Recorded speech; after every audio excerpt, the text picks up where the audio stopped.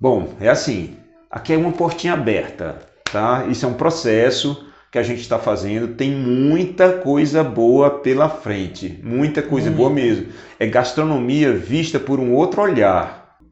Seja bem-vindo todos ao nosso canal e a gente está aqui com uma proposta bem interessante. Eu acredito que um tanto inusitada, ela realmente é diferente. A ideia desse projeto é um projeto porque é um projeto elaborado por mim e pelo meu amigo Rogério, onde você consegue enxergar a gastronomia por um outro ângulo, onde você consegue perceber que a gastronomia está mais presente ainda do que o café da manhã, o almoço e o jantar, né? E qualquer lanche que você possa imaginar. A gastronomia ela vai muito além. A ideia é como a gente perceber isso, como a gente praticar isso e como fazer com que a gastronomia esteja sempre ao nosso favor. Em matéria de sabores, em matéria de sensações, em matéria de saúde, né, que são os alimentos funcionais, né? Então vem tudo isso, vem acoplado desse conhecimento, desse modesto conhecimento. Meu nome é Valdemir Matos, eu sou da cidade de Uruburetama, mas resido hoje na cidade de Santa Quitéria. Sou gastrônomo, né? Chefe de cozinha já há 27 anos e continuo estudando. Pelo menos 2 horas por dia eu estudo gastronomia, porque realmente sou um grande apaixonado, né?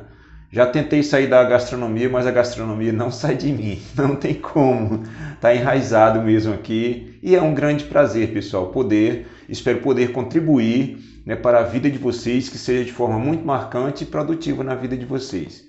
Rogério, muito bem-vindo, Rogério, né? Obrigado. Bom Bem-vindo, demais pessoal. estar aqui com você, né? Da mesma forma. Com quem que eu estou falando nesse exato momento? Chamo Rogério Paulo, pessoal. A gente está com esse projeto que eu vejo nesse rapaz um grande potencial e uma forma diferente de pensar. Então, esse projeto, vocês vão se surpreender, porque vocês vão ter informação muito além do básico, muito além do mesmo que a gente já está comum, tipo receitinhas, tudo isso a gente tem no YouTube, é muito bom, mas a gente quer trazer algo diferente. E ele tem tudo isso para mostrar para vocês. E a gente vai iniciar hoje com o tema arroz, que é algo bem simples, bem básico, mas se você souber tudo sobre ele de uma forma mais enraizada, mais da raiz, eu acredito que você vai ter muito mais sucesso. Você vai conseguir resolver muito mais problemas e vai conseguir fazer de uma forma, eu digo até única, porque você vai entender sobre o assunto e você vai fazer da sua forma. Então, o Valdemir vai iniciar aí dizendo a origem do arroz e como ela chegou aqui no Brasil.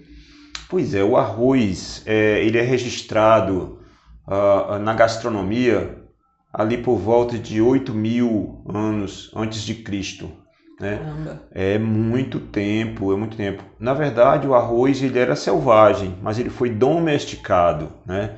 Ele foi domesticado. Dentro dos registros gastronômicos, a China e a Índia foram os dois países que originaram o arroz. Então, assim, o arroz, Rogério, ele é um alimento básico daqui da nossa região, Brasil, Estados Unidos, tal, mas nós temos ele mais fundamentado mesmo lá na parte asiática. Então, o que aconteceu?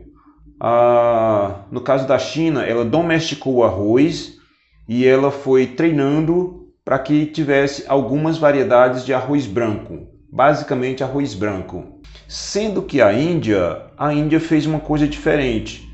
Ela tratou de trabalhar o arroz criando híbridos, vários híbridos de arroz. Eu acredito que um dos arrozes que foram criados pela Índia e que ele é pouco ainda aceito aqui e que é tão valioso é o arroz selvagem. O arroz selvagem é um arroz preto, né, da cor preto intenso, né?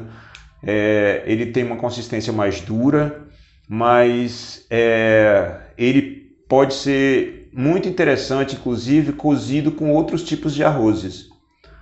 Hoje a gente já encontra no supermercado 7 tipos de arroz, de 7 a 9 tipos de arroz dentro do mesmo pacote. Caramba. Só para você ter noção o tamanho da importância que é do arroz na nossa alimentação. Então vem os arroz integral, né, que a gente vai ver, tem os arroz os arrozes italianos, né? E nós temos diversos tipos de arroz. Na verdade, não se sabe exatamente a quantidade, mas ultrapassa 200 espécies. Essas informações vocês já sabiam, desses arroz que vem junto no pacote? Se você tem alguma informação a mais, se você achou curioso, se foi surpresa para você também, deixa seu comentário aí, dá o like também e compartilha aí com seus amigos. Não esquece, é muito conhecimento, muita informação. Para mim está sendo muito bom isso, eu aprendo muito com o Valdemir. Então, como a gente falou, a origem e como chegou no Brasil. Então, ele chegou no Brasil através dos portugueses, né? Segundo a história, através dos portugueses, mas franceses também trouxeram, porque assim foram introduzidos aqui e logo em seguida os indígenas dominaram. Os indígenas dominaram isso muito rápido, isso aqui na região sul. Então, ficou uma facilidade muito grande, era um produto que se dava muito bem, o solo já estava preparado, né? Então ele chegou dessa forma no Brasil e nas casas de fazenda eram adotados. Quem não tinha acesso eram exatamente os negros, infelizmente, mas os indígenas, né, conseguiram também essa acessibilidade. Então agora o Valdemir vai falar sobre a composição do arroz. Bom, o arroz ele é basicamente composto por 81% de carboidrato. Puxa, aí você vai me dizer assim, puxa, então se eu sou diabético eu não posso comer arroz. Não, não é isso. Entenda que até um diabético precisa de carboidratos. Carboidratos são saudáveis também. A questão seria só a quantidade que uma pessoa iria comer. Mas é fundamental que ela coma, ela precisa de energia, né? E o arroz, ele é muito pobre em proteínas, certo? Ele é muito pobre, chega ali a 1% basicamente, né? E entre outros ingredientes, né, componentes químicos, chega ali mais a 7%. Mas ele realmente é riquíssimo em carboidrato. Se você sabia disso, comenta aí que você já sabia. Se tem algo a acrescentar, acrescenta. A gente vai sempre falar isso para a gente gerar essa comunicação entre nós e todos aprenderem cada vez mais. Agora o Valdemir vai falar sobre mitos e verdades. Tem muita coisa que se fala sobre arroz que vem dos antigos e ele, como estudioso, ele vai tirar muitas dúvidas e vai ser bem proveitoso. Interessante que o arroz, ele assim, na região sertaneja do Ceará, principalmente, o arroz não chegou tão rápido, né? Só para você ter noção, há 40 anos atrás, no sertão do Ceará, por exemplo, né, o arroz, não existia arroz. Não existia. Se comia apenas feijão, né? Então era feijão com rapadura, feijão com farinha, certo? Feijão com alguma fruta, mas não existia essa mistura, arroz-feijão. Acho que é uma curiosidade, né? Já no pessoal da serra, as serras, ela tinha esse hábito. No sertão as pessoas nem gostavam de arroz, mas na serra não. Nas serras, que é onde nasciam os arrozes, né? Eram onde eram produzidos. O nosso arroz daqui, que é o famoso arroz da terra que a gente chama, é um arroz produzido em montanhas, em elevações, né? Então, foi há 40 anos atrás, coisa muito recente, se a gente for olhar, que o arroz foi introduzido na parte do sertão central. Essa curiosidade é bem interessante, porque minha mãe outra vez falou que quando ela era criança, menina, o arroz era feito em ocasiões específicas. Tipo, quando vinha alguém visitar, era realmente difícil. Eu acho que no início, quando ela era criança, era realmente difícil. Eu não sabia dessa informação, que era tão recente, né? Pois é, mas é interessante, Rogério, porque assim, era um prato chique, entendeu?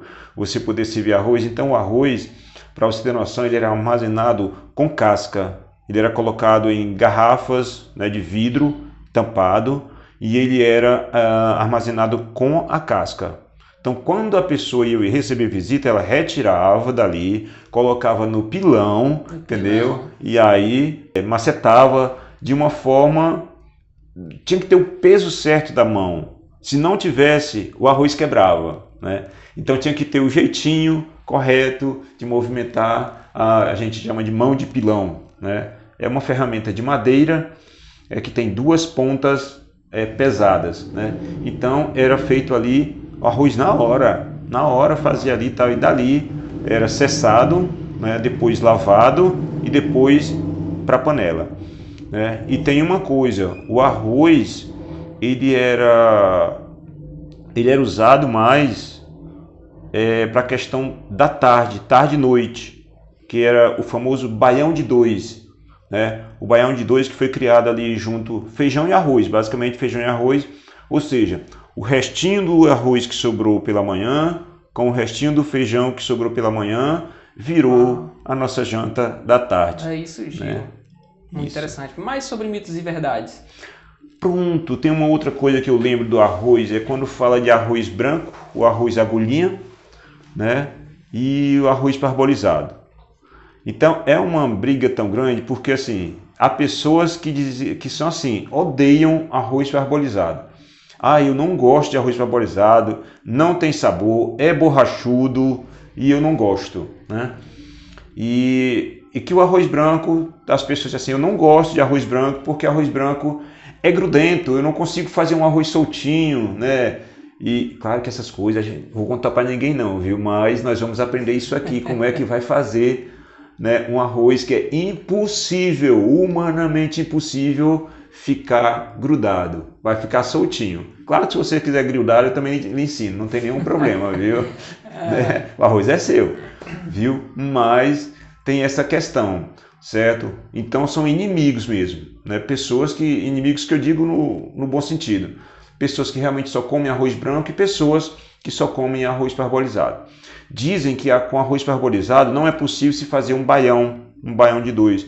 Por quê? O arroz parbolizado é um arroz trabalhado, ele tem uma película, certo? Essa é uma película protetora, inclusive tem mais nutrientes do que ele armazena mais nutriente do que o arroz agulhinha, né? Que ele perde muito dos nutrientes quando é processado. Mas esse arroz, ele pode ficar, se a pessoa achar que ele fica borrachudo, também existe maneiras de fazê-lo. Vou dar um spoiler aqui.